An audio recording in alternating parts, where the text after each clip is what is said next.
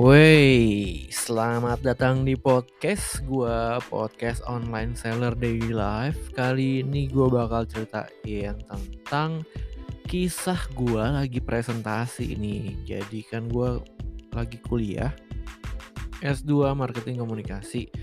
Nah, ada salah satu pelajarannya yaitu branding in strategy communication, di mana gue disuruh bikin brand. Terus gue disuruh presentasi tentang apa itu brandnya, logonya, dan lain-lain. Nah, di podcast episode ini gue mau ceritain tentang presentasi gue. Brandnya apa? Yaitu brandnya adalah Skinny Beras Shirataki, di mana beras ini memang gue baru mulai jual di marketplace, dan juga gue baru mulai bikin konten-kontennya. Nah, tanpa berlama-lama lagi, buat kalian yang pengen dengerin presentasi branding in strategy communication khususnya untuk beras Skinny, tetap stay tune di podcast episode ini.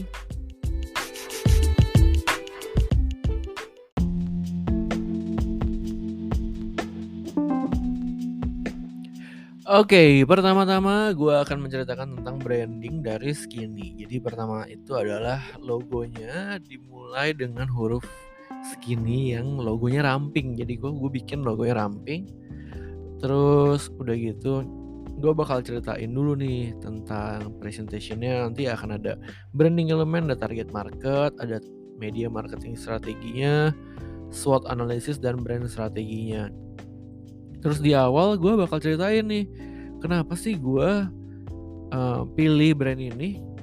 Kenapa gue pilih untuk menjual beras Shirataki? Karena ceritanya dari 4 tahun yang lalu gue tuh rajin melakukan general check up. Jadi gue cek darah, ternyata hasil gula darah gue itu lebih tinggi. Walaupun gak tinggi banget ya, rata-ratanya kan harusnya normalnya 100, di bawah 100, tapi gue tuh 120-an. Terus dokternya nyuruh gue olahraga, terus dokternya nyuruh gue diet, jangan makan nasi. Jadi gue tuh lama-lama takut sama nasi, karena ketika di tahun ketiga itu gula darah gue nggak turun-turun juga. Padahal gue tuh udah jarang makan nasi, gue juga udah olahraga banget. Nah, sampai ketika ada yang mengenalkan gue sama beras Shirataki, jadi gue tertarik dan gue menjualnya. Itu ceritanya tentang behind the scene dari gue menjual beras Shirataki, karena gue takut akan diabetes. Filosofinya brand dari Skinny adalah ingin menciptakan gaya hidup sehat dengan cara yang menyenangkan. Nah, value, jadi nilai yang diangkat dalam brand ini adalah mudah, karena beras ini tuh sebenarnya cuma tinggal dikasih air panas, terus tunggu 15 menit jadi. Terus juga sehat karena kalorinya rendah, jadi cocok buat penderita diabetes. Dan rasanya mirip sama beras biasa, jadi rasanya tuh enak. Bahkan menurut gue sih lebih enak ya dari beras biasa. Habis itu gue kasih share tentang foto. Terus ada visi misinya. Visinya menjadikan masyarakat Indonesia lebih sehat dan bahagia dengan cara menyajikan pengganti nasi dengan beras Shirataki yang cepat saji, enak, dan rendah kalori. Jadi beras ini kan brandnya premium ya, cocok untuk program diet. Dan kesannya tuh kalau lu mau diet tuh ribet, terus mahal, terus juga rasanya nggak enak. Karena ini kesan yang pengen gue hindarin, makanya gue menciptakan beras yang mudah, yang nggak ribet, dan rasanya juga enak. Gaya bahasanya juga menggunakan gaya bahasa sehari-hari. Dan juga pesan yang ingin disampaikan, diet itu yang seperti yang gue bilang tadi, lu bisa sehat tapi nggak perlu khawatir, dan rasanya juga enak. Warnanya, tipografinya, warnanya tuh agak kuning, packagingnya ya, karena menggambarkan yang sesuatu yang hangat gitu, kuning dan merah. Terus juga ada tipografi, logonya tuh kurus gitu jadi hurufnya tuh huruf ramping. Ya, ini ada gambarnya, terus ada packagingnya juga, jenis packagingnya tuh yang bisa kelihatan dari luar. Jadi customer bisa tahu bentuk berasnya seperti apa. Terus juga ada penjelasan tentang cara membuatnya, tagline-nya. Terus photoshootnya gue tuh pakai modelnya juga yang kurus. Jadi untuk brand ini gue pakai model kurus supaya kelihatan kalau ini tuh beras diet, jadi beras untuk diabetik lah, suasana fotonya juga di dapur, terus juga ada adegan nanti dia lagi makan. Nah, di marketplace, jadi kalau untuk branding di marketplace itu semua gambar yang gue keluarin itu harus ada logonya. Supaya untuk menciptakan awareness dan juga supaya gambarnya nggak dicuri orang. Nama tokonya juga oke, ada juga nama Skinny. Deskripsi, judul produk semua ada kata-kata Skinny supaya brand awareness-nya tetap jalan. Terus juga untuk browsernya gue sederhana aja, ada 3 produk yang ada 4 jenis produk. Gue kasih gambarnya supaya orang bisa tahu nih, oh produknya tuh ada apa aja. Terus juga ada tagline, terus juga ada keunggulan-keunggulannya untuk browser ya. Brand image, ya diet itu emang enak, sehat, dan mudah. Itu yang dari awal gue selalu gaungkan di semua pesannya gitu. Setelah itu ada experience. Jadi brand experience itu terdiri dari atas 4: sensory, affective, behavioral, dan intelektual. Nah, ketika orang melihat brand Skinny dan mencobanya, dia tuh dalam proses sensori. Pelanggan akan merasakan, jadi melakukan sensori. Jadi lewat panca indera dia ngerasa, dia pegang kemasannya, dia lihat. Nah, ketika dia rasa udah enak, lalu secara emosional dia akan tergugah nih. Wah, enak ya. Terus udah gitu, wah, ada segi emosional juga ketika dia dengar konten tentang story gua tentang yang tadi diabetes tuh. Terus juga ada testimonial tentang orang-orang yang berhasil kurus menggunakan beras ini. Kemudian secara intelektual dia kan akan mengolah informasi-informasi tadi. Dia akan mendapatkan kalau beras ini kalorinya lebih rendah, terus cara membuatnya lebih gampang, sehingga dia akan mengubah behavioral dia. Tingkah lakunya berubah dalam memasak beras. Jadi nggak perlu lagi pakai dandang rice cooker gitu ya, cukup tinggal tuang air panas dan berasnya jadi. Itu untuk brand experience.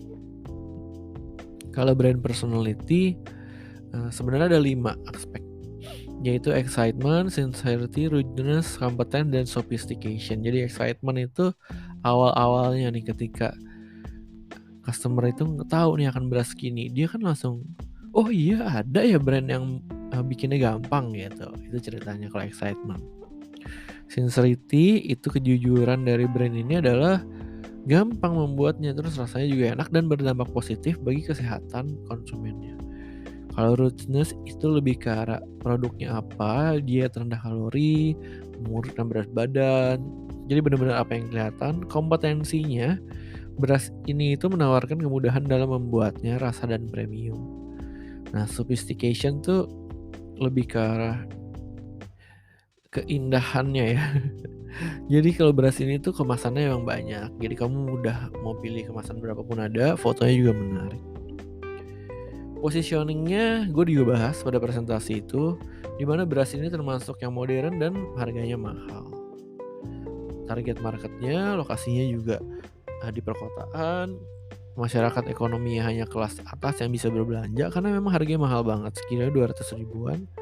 Perilakunya juga suka berbelanja online, dia terbiasa dengan gadget, mengikuti komunitas, memiliki keinginan untuk hidup sehat secara psikologi ya. Dia mau diet kurus, dia hidupnya juga serba cepat, serba instan. Setelah itu gue ada posting gambar, terus juga ada konsep video YouTube. Jadi gue bikin YouTube nih untuk beras ini. Gue bikin YouTube berupa pengenalan jenis-jenis produk. Jadi ya kasih tahu aja nih, ini berasnya ada yang sekilo, ada yang 240 gram, ada yang 40 gram gitu. Durasinya cuma 1,5 menit, bisa dilihat di YouTube. Terus juga gue bahas tentang Instagram feed, kenapa gue pakai foto ini, deskripsinya, terus ada testimoni, dan gue bikin jingle. Tapi nggak mau gue ceritain di sini karena jinglenya memalukan.